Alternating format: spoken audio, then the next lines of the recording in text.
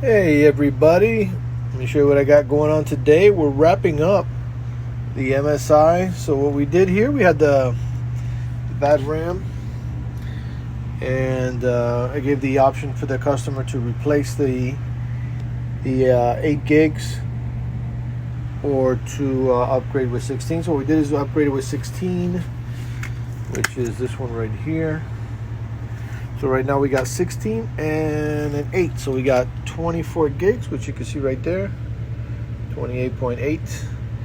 We ran the mem test and it's passed. So time to close it up.